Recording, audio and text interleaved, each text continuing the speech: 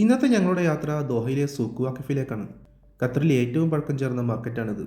ഖത്തറിൽ വീക്കെൻഡ് ആകുമ്പോഴും അല്ലെങ്കിലും ഏറ്റവും കൂടുതൽ ആളുകൾ വരുന്ന സ്ഥലങ്ങളിൽ ഒന്നാണ് souk വാക്കിഫ്, the best tourist attraction in Qatar.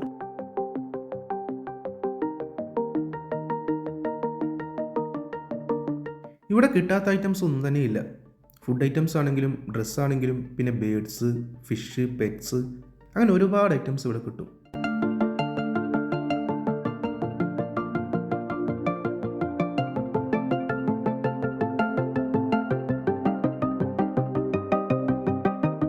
Birds പ്രണയിക്കുന്നത് കണ്ടിട്ടുണ്ടോ നിങ്ങൾ? ഇതാണ് സംഭവം. പലതരത്തിലുള്ള കിളികൾ ഇവിടെയുണ്ട്. നല്ല രസമാണ് കേട്ടോ കണ്ടുകൊണ്ടിരിക്കുവാൻ. സമയം പോകുന്നത് അറിയത്തേയില്ല. ഞാൻ ആലോചിക്കുകയായിരുന്നു, ഈ കിളികളെല്ലാം പുറത്തിരിപ്പുണ്ട്, ഒന്നും തന്നെ പറന്നു പോകുന്നില്ല, എല്ലാം ഓപ്പൺ ആയിട്ടാണ് ഇരിക്കുന്നത്. എന്തോ കുട്ടൻസ് ഇതിലുണ്ട്. ഞാൻ പിന്നെ ചോദിക്കാനൊന്നും പോയില്ല.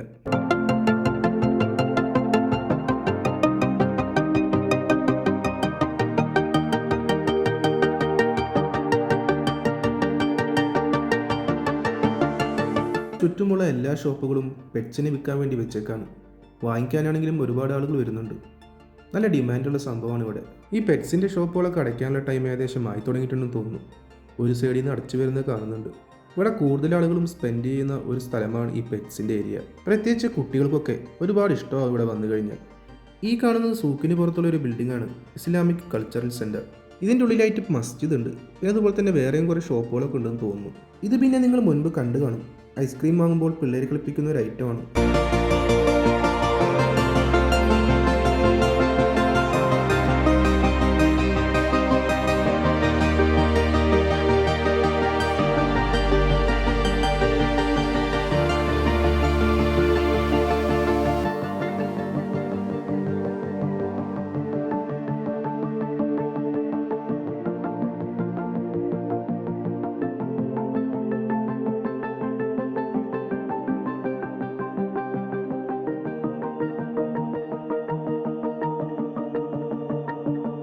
രാത്രി പിന്നെ ഇതിലൂടെ ചുറ്റിക്കറങ്ങി നടക്കാൻ നല്ല അടിപൊളിയാണ്. ശരിക്കും പറഞ്ഞാൽ ഇതിലൂടെ നടക്കാൻ തുടങ്ങിയാൽ ഒരുപാട് നടക്കാനുണ്ട്.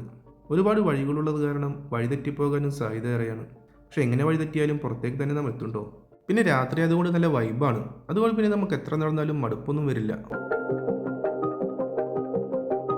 കുറച്ച് നടന്നു കഴിഞ്ഞപ്പോൾ തണുത്തെന്തെങ്കിലും കുടിക്കണം തോന്നി. അങ്ങനെ നേരെ പോയിട്ട് ആപ്പിൾ ജ്യൂസ് വാങ്ങി കുടിച്ചു. ഒരു റിയാലാണെങ്കിലും സംഭവം അടിപൊളിയായിരുന്നു കേട്ടോ. അങ്ങനെ അത് കഴിഞ്ഞ് വീണ്ടും യാത്ര തുടർന്നു. പല രാജ്യങ്ങളിൽ നിന്നുള്ള ആളുകൾ, പല വിധത്തിലുള്ള ഭാഷകൾ, എല്ലാവരും ഒത്തുചേരുന്ന ഒരു സ്ഥലം. അതാണ് ഈ സൂക്ക് വാക്കിഫ്. ഇന്ന് ഹോളിഡേ ആയതുകൊണ്ട് തന്നെ നല്ല തിരക്കാണ് ഇവിടെ. ഇപ്പോൾ പിന്നെ നല്ല ഹോട്ട് ക്ലൈമറ്റാണ്. ശരിക്കും തണുപ്പുള്ള സമയത്ത് ഇവിടെ വരണം. നല്ല വൈബാണ് കേട്ടോ. നടക്കുന്നതിനിടയിൽ കുറേ പൂച്ചകൾ അങ്ങോട്ടും ഇങ്ങോട്ടൊക്കെ പോകുന്നത് കാണുന്നുണ്ട്.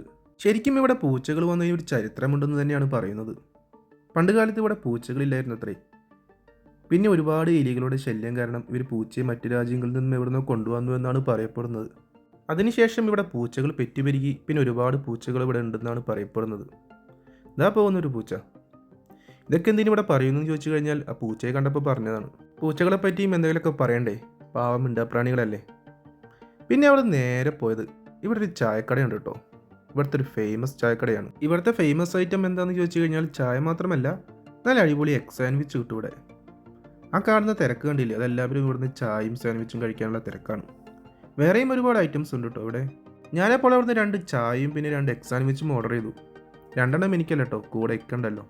അപ്പോൾ ഞങ്ങൾ ഒരുമിച്ചാണ് ഇവിടെ വന്നത്. അങ്ങനെ കുറച്ച് നേരം വെയിറ്റ് ചെയ്തതിന് ശേഷം ഞങ്ങളെ സാൻഡ്വിച്ച് എത്തിയിട്ടുണ്ട് കേട്ടോ, കൂടെ ചായയും. പിന്നെ അവിടെ നേരെ പോയിട്ട് അവിടെ ഒരു ടേബിളുണ്ട്. അവിടെ കുറച്ച് ബെഞ്ചൊക്കെ കണ്ടില്ലേ, നേരെ അവിടെ പോയിട്ട് സംഭവം കഴിക്കാൻ പോവാണ് കേട്ടോ. നല്ല ചൂട് സാൻഡ്വിച്ചാണ്, അതേപോലെ തന്നെ നല്ല ചൂട് ചായയും. റൊട്ടിയിലാണ് ഈ സാൻഡ്വിച്ച് ഉണ്ടാക്കിയിട്ടുള്ളത്. നല്ലപോലെ ചീസൊക്കെ വെച്ചിട്ടുള്ള സാൻഡ്വിച്ചാണ് കേട്ടോ. സംഭവം നല്ല അടിപൊളിയായിരുന്ന ചൂട്ടോടെ കഴിക്കാനായിട്ട്. ഒരു രക്ഷയില്ലാത്ത ഐറ്റം. പിന്നെ അത് കഴിഞ്ഞ് ഞങ്ങൾ വേറൊരു ഏരിയയിലോട്ട് പോയി. പരമ്പരാഗത രീതിയിലുള്ള ഒരുപാട് സാധനങ്ങൾ ഇവിടെ വാങ്ങാൻ കിട്ടും കേട്ടോ. കാണാനാണെങ്കിലും നല്ല അടിപൊളിയാണ് കേട്ടോ. റേറ്റ് ആണെങ്കിലും ഒരുപാടൊന്നുമില്ല. പിന്നെ നമുക്ക് ഇവരോട് ബാർഗെയിൻ ചെയ്യാനും പറ്റും. ഈ കാണുന്നതൊക്കെ ഇവിടെ ഷോക്കേസ് ചെയ്തിട്ടുള്ള ഐറ്റംസ് ആണ്. നല്ല രസമുണ്ടല്ലേ കാണാനായിട്ട്.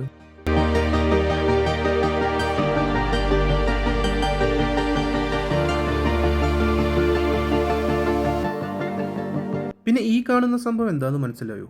ഇതല്ല, ദാ കാണുന്നത് അത് തമ്പാണ്. നമ്മുടെ തള്ളവിരലിൻ്റെ ഷേപ്പിൽ ഉണ്ടാക്കിയിട്ടുള്ളതാണ് കേട്ടോ. എങ്ങനെയുണ്ട് സംഭവം? അടിപൊളിയല്ലേ?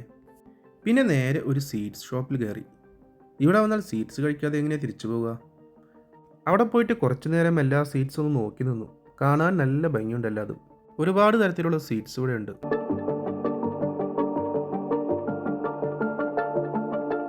അങ്ങനെ എല്ലാ സീറ്റ്സും നോക്കിയതിന് ശേഷം ഞാൻ അവിടുന്ന് ഒരു കുനാഫ വാങ്ങിച്ചു. ഇവിടുത്തെ കുനാഫ നല്ല ടേസ്റ്റാണ് കഴിക്കാനായിട്ട്. സോഫ്റ്റ് ടൈപ്പാണ് വാങ്ങിയത്, അതുകൊണ്ട് തന്നെ ഈസി ആയിട്ട് കഴിക്കാം. അവിടെ ഷോപ്പിൻ്റെ പുറത്തു നിന്നിട്ട് ഞങ്ങളത് കഴിച്ചു. സംഭവം കൊള്ളാം.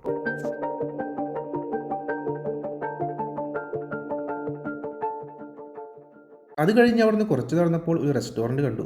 നല്ല തിരക്കാണ് കേട്ടോ അവിടെ. അവിടെ ഒരുപാട് ഗ്രിൽ ഐറ്റംസ് കിട്ടും. അങ്ങനെ അവിടുന്ന് കഴിക്കാമെന്ന് വെച്ച് നോക്കിയപ്പോൾ അവിടെ 1 മണിക്കൂറോളം വെയിറ്റ് ചെയ്യണം അവിടെ ഇരുന്ന് കഴിക്കണമെങ്കിൽ. അങ്ങനെ ഞങ്ങൾ അവിടുന്ന് പാഴ്സൽ വാങ്ങിയിട്ട് പോകാമെന്ന് വിചാരിച്ചു.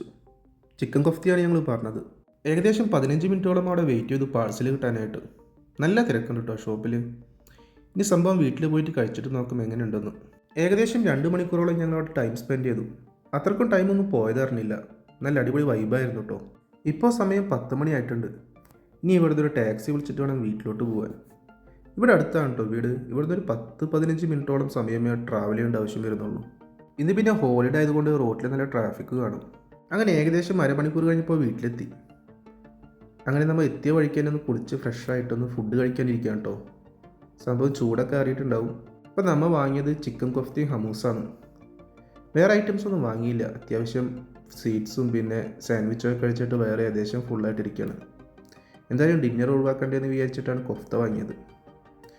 അങ്ങനെ ആ കൊഫ്തയിൽ നിന്ന് ഒരു പീസ് എടുത്തിട്ട് ഹമൂസിൽ മുക്കിയിട്ടൊന്ന് കഴിച്ചു നോക്കി. സംഭവം നല്ല ടേസ്റ്റ് ഉണ്ട് കേട്ടോ. ചൂട് അറിയിട്ടുണ്ടെങ്കിലും കുഴപ്പമില്ല, അടിപൊളിയാണ്. ഇനി ആ റൊട്ടിയിൽ നിന്ന് ഒരു പീസ് എടുത്തിട്ട് ഹമൂസിൽ മുക്കിയിട്ടൊന്ന് കഴിച്ചു നോക്കാം. സംഭവം അടിപൊളിയായിരിക്കും കേട്ടോ. അപ്പോൾ ഇതാണ് ഇന്നത്തെ വീഡിയോ. ഇഷ്ടപ്പെട്ട് കഴിഞ്ഞാൽ ലൈക്ക് ചെയ്യണം, സപ്പോർട്ട് ചെയ്യണം, സബ്സ്ക്രൈബ് ചെയ്യണം. അപ്പോൾ മറ്റൊരു വീഡിയോ ആയിട്ട് നമുക്ക് വീണ്ടും കാണാം.